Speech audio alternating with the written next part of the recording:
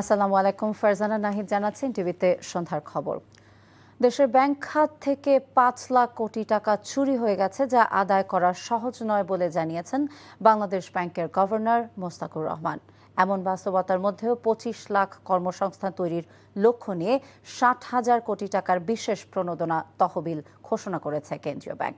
দুপুরে বাংলাদেশ ব্যাংকের জাহাঙ্গীর আলম কনফারেন্স সেন্টারে আয়োজিত সংবাদ সম্মেলনে গভর্নর জানান, বন্ধ কলকারখানা চালু সহ অর্থনীতি চাঙ্গা করতে এই অর্থ ব্যয় করা হবে।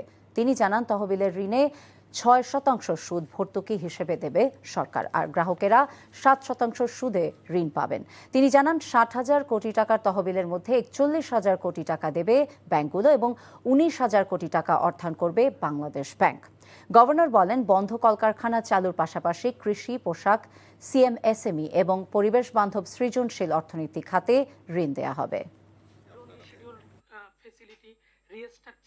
ক্লোজ ইন্ডাস্ট্রি অ্যান্ড সার্ভিস সেক্টরে আমরা ২০,০০০ কোটি টাকা রিফাইন্যান্স করব। সিএমএসএমই যে সেক্টরে, সেখানে ৫,০০০ কোটি টাকা, এগ্রিকালচারাল অ্যান্ড রুরাল অ্যাক্টিভিটিসে ১০,০০০ কোটি টাকা, এক্সপোর্ট ডাইভার্সিফিকেশনে ৩,০০০ কোটি টাকা, নর্থ বেঙ্গল এগ্রিকালচারাল হাবে ৩,০০০ কোটি টাকা।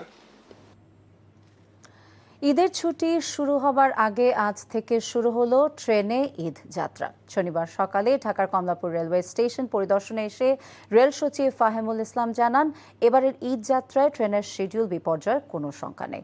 ঈদকে সামনে রেখে ঘরমুখো মানুষের যাত্রা নির্বিঘ্ন এবং নিরাপদ করতে দেশ জুড়ে বাড়ানো হয়েছে নিরাপত্তা নজরদারি।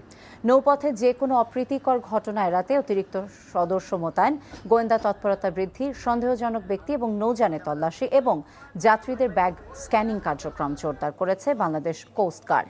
অন্যদিকে বাস টার্মিনালগুলোতে যাত্রী চাপ তুলনামূলক বেশি দেখা গেছে। বেশিরভাগ পরিবহনে নির্ধারিত ভাড়ায় যাত্রী পরিবহন করা হয়েছে বলে জানায় যাত্রীরা।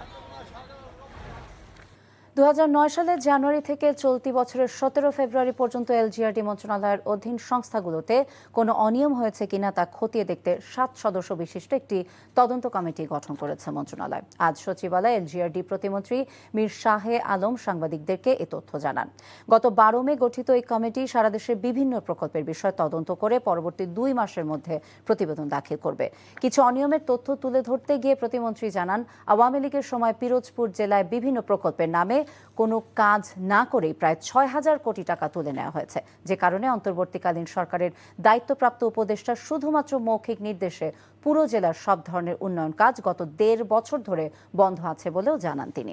সাবেক এলজিআরডি উপদেষ্টা আসিফ মাহমুদ সজীব ভুঁইয়া মন্ত্রণালয়ের সচিবের স্বাক্ষর ছাড়াই শুধুমাত্র নিজের স্বাক্ষরে ফাইলের অনুমোদন দিয়েছে উল্লেখ করে মীর শাহে আলম বলেন, এসব বিষয়েও তদন্ত হবে। কনকা ফ্রিজ প্রেজেন্টস কোরবানির পশুর হাটের খবর।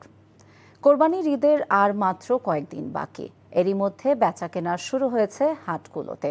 উত্তরাঞ্চলের সবচেয়ে বড় এবং রাজশাহী নগরীর ঐতিহ্যবাহী সিটি হাট সহ বিভিন্ন উপজেলা এবং গ্রামীণ পশুর বাজারে এখন ক্রেতা বিক্রেতাদের উপচে পড়া ভিড়। জেলার বিভিন্ন প্রান্ত থেকে ক্রেতা ও ব্যাপারীরা গরু কিনতে আসছে সিটি হাটে, তবে ক্রেতারা বলছেন গত বছরের চেয়ে বেশি দাম চাচ্ছে বিক্রেতারা। এদিকে কোরবানির ঈদকে সামনে রেখে জমে উঠতে শুরু করেছে পাবনার পশুর হাট, কিন্তু এবার পাবনায় চাহিদার চেয়ে পশুর সরবরাহ প্রায় দ্বিগুণ হওয়ায় তুলনামূলক দাম কম। ১৪% উচ্চ সুদের ঋণ আর সাভার সিইটিপির ব্যর্থতায় বন্ধ হয়ে যাচ্ছে একের পর এক কাঁচা চামড়া কারখানা।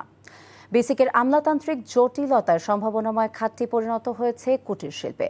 দুপুরে রাজধানীর পল্টন টাওয়ারে ইআরএফ অডিটোরিয়ামে আয়োজিত এক সংবাদ সম্মেলনে এমন সংকটের কথা তুলে ধরেন চামড়া খাতের উদ্যোক্তা এবং বিশেষজ্ঞরা। তাদের অভিযোগ, কেন্দ্রীয় বর্জ্য শোধনাগার বা সিইটিপি আন্তর্জাতিক মানদণ্ড পূরণে ব্যর্থ হওয়ায় মিলছে না বৈশ্বিক সনদ।